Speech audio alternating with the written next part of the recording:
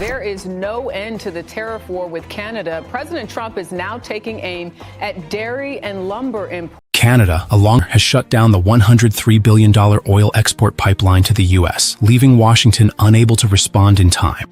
Canada stops supplying oil and gas to the U.S. What if I told you the United States just lost its most critical energy lifeline overnight? Canada, its top supplier of oil and natural gas, has made a bold and unexpected move, one that will send shockwaves through the economy. Fuel prices are about to spike, industries are bracing for impact, and Washington is scrambling for a backup plan that does not exist. For years, the United States assumed Canada would always be a reliable energy partner. That assumption is now a costly mistake. With new global deals in place, Canada no longer needs the United States the way it once did, and it is wasting no time in shifting its exports elsewhere. Why did Canada make this move now? What does it mean for American energy security? And how could this decision impact your daily life? Let's break it down. The warning signs were there, but few in the United States took them seriously. For decades, Canada was the reliable supplier, the steady hand in global energy markets, always delivering oil and gas to power American industries, homes, and vehicles. That stability is now gone. This is not just a temporary disruption or a political spat that will blow over. This is a strategic realignment, a deliberate shift in how Canada approaches its role in the global energy market. This move is not just economic, it is political, and it is long-term. Canada is not just stepping away from the United States, it is stepping into a new era of energy independence, one where its economy is no longer tethered to American policies and trade agreements. Washington may have thought that Canada had no choice but to keep supplying cheap energy to the United States, but that assumption is proving to be a critical mistake. The consequences will be massive, and for American consumers, businesses, and policymakers, the real pain is only beginning. Washington thought it had the upper hand. For decades, the belief was simple: Canada needed the United States more than the United States needed Canada. It was an arrangement that seemed unshakable. The United States provided a massive, reliable market, and Canada delivered the oil and gas needed to power an economic powerhouse. But that dynamic is now in free fall, and it is all because of one critical miscalculation. The shift did not happen overnight. It was not a sudden decision made in a closed-door meeting. It was the result of years of growing frustration in Canada over trade policies, tariffs, and protectionist measures coming from Washington. The beginning of the end came when aggressive tariffs were imposed on Canadian goods. What started as a political maneuver quickly escalated into a trade war, one that Washington assumed Canada would endure without retaliation. That assumption turned out to be a serious mistake. At first, Canada tried to negotiate. Warnings were sent, statements were made, and diplomatic channels were used to caution Washington that if trade restrictions continued, Canada would be forced to explore other options. Those warnings fell on deaf ears. The belief in Washington was that Canada had no alternative, that geography and existing infrastructure made it impossible for Canadian energy to go anywhere else. That belief is now crumbling, and the consequences are beginning to take shape.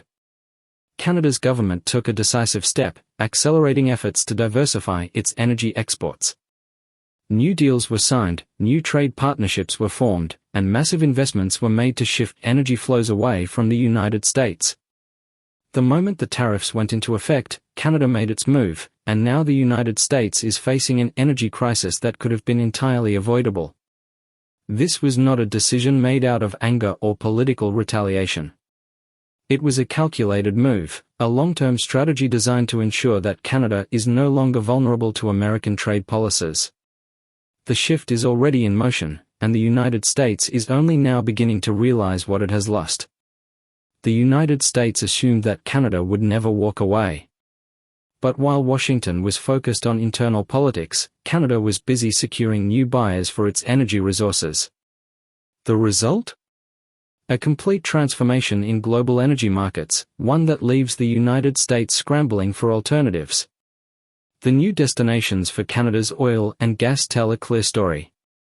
Instead of sending its resources south, Canada is pivoting toward Asia and Europe. China and India, two of the fastest-growing energy markets in the world, have wasted no time in securing long-term supply deals. These agreements lock in Canadian oil and gas for decades, giving these countries a stable energy source at a time when global demand is rising. Europe, still reeling from energy supply disruptions, has also turned to Canada. With Russian energy imports no longer a viable option, European nations are now betting everything on securing deals with Canada. Billions of dollars are flowing into new infrastructure projects that will ensure a steady supply of Canadian energy reaches European shores, bypassing the United States entirely. Pipelines that once carried crude oil and natural gas to American refineries are now being rerouted. Liquefied natural gas export terminals, once envisioned as a way to strengthen North American energy ties, are now serving an entirely different purpose, as sending Canadian energy overseas. For the United States, this is a worst-case scenario. Losing a major energy supplier is not just a minor inconvenience, it is a seismic shift that threatens to upend entire industries. The infrastructure that once guaranteed a steady flow of energy is becoming obsolete, and the ripple effects will be felt across every sector of the economy. By the time Washington fully grasps the scale of this transformation, Canada will be too far gone to bring back. Think gas prices are high now? Just wait. Losing Canada as a primary energy supplier is not just a headline, it is a direct hit to the wallets of millions of Americans.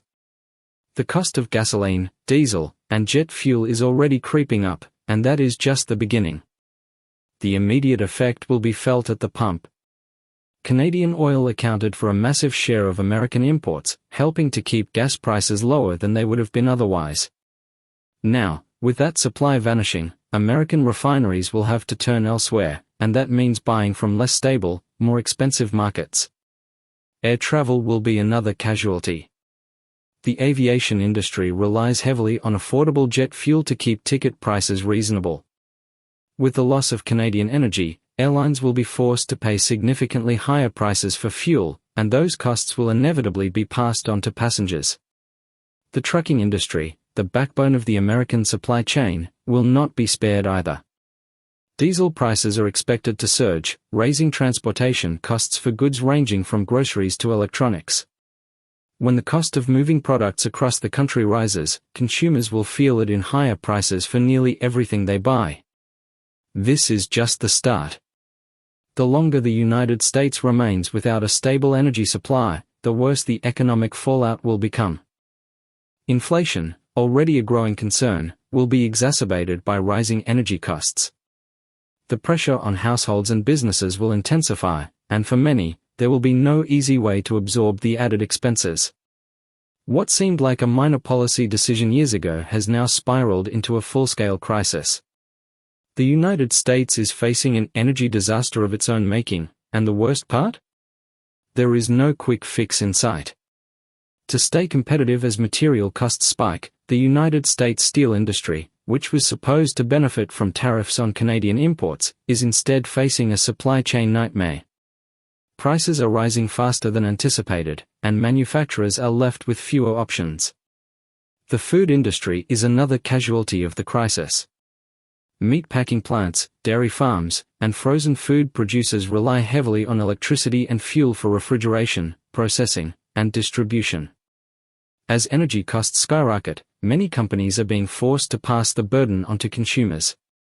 Grocery store prices are climbing, making basic necessities more expensive for families across the country. The worst part is that there is no clear end in sight. Unlike temporary economic downturns that can be reversed with policy changes or stimulus packages, this energy crisis is structural. It requires massive infrastructure investments, trade negotiations, and energy policy reforms that take years to implement. For workers in these industries, that means the threat of job loss is very real. For companies, it means making tough decisions about layoffs, price increases, and even potential relocations to countries with more stable energy supplies. As the United States faces the harsh reality of its reliance on foreign energy, the focus shifts northward. Canada, once seen as merely a convenient supplier, is now emerging as a dominant force in the global energy market. While Washington scrambles to fix the crisis, Canada is capitalizing on the moment. Canada's master plan, how it became an energy superpower overnight. Canada is not just moving away from the United States, it is solidifying its place as one of the most powerful energy exporters in the world. While the United States struggles to cope with the loss, Canada has been busy securing billion-dollar trade deals with Europe and Asia. These agreements are not just about diversifying trade, they are about reshaping global energy dynamics. Massive investments in liquefied natural gas, oil infrastructure, and renewable energy projects have positioned Canada as a leading supplier in multiple sectors. Countries that once depended on American energy are now looking to Canada for stable and affordable alternatives. European nations, desperate for new suppliers after cutting ties with Russia, are fast-tracking agreements with Canadian energy companies. Asian markets, particularly China and India, are locking in long-term contracts that will ensure a steady flow of Canadian resources for years to come. Unlike the United States, which is dealing with internal divisions over energy policy, Canada has embraced a clear and unified strategy. The government has poured resources into infrastructure development, ensuring that pipelines and export facilities can handle increased demand.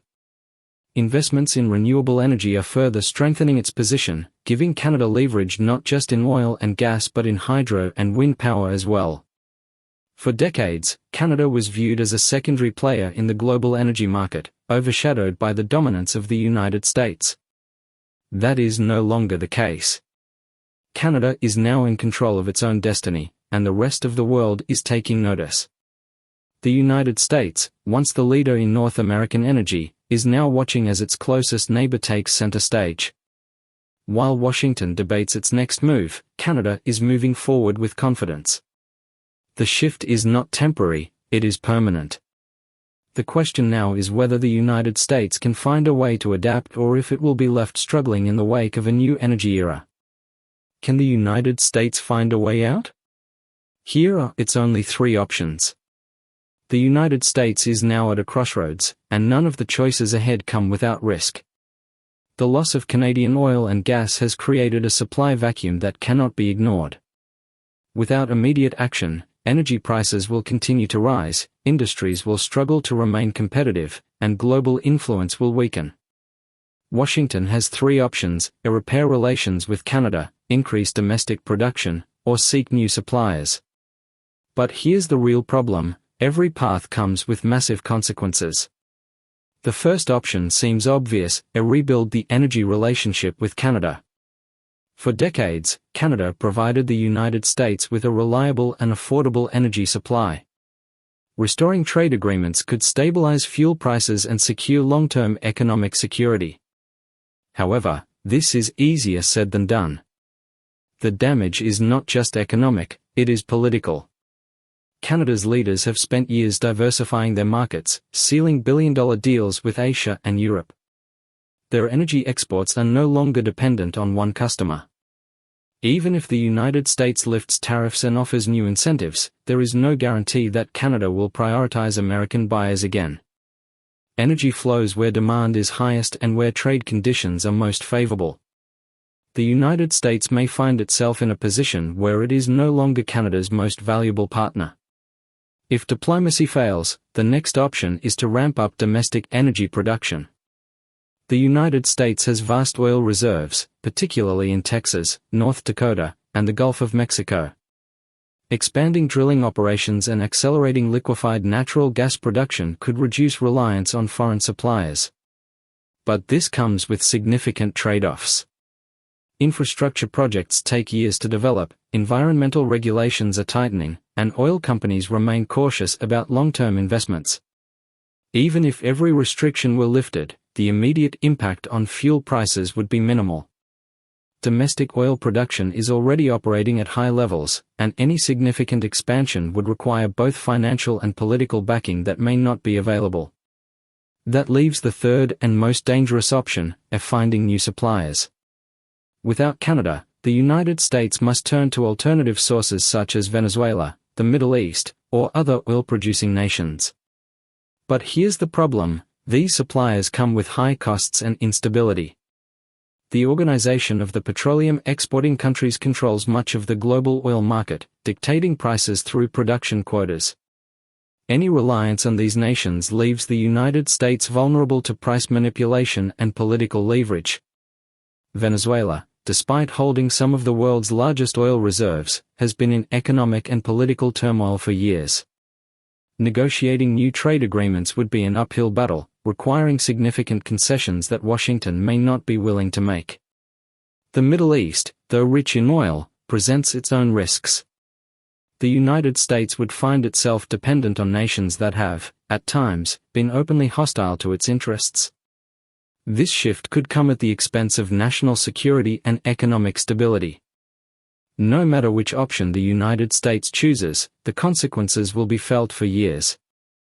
A fractured relationship with Canada, an uncertain domestic energy future, and risky global dependencies are now at play.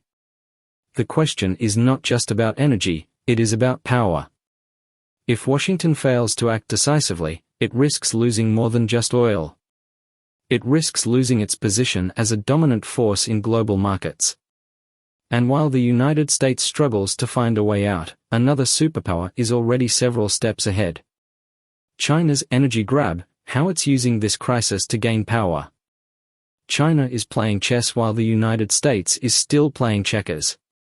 As Washington scrambles to respond to its energy crisis, China has been methodically securing its position as the world's next energy superpower.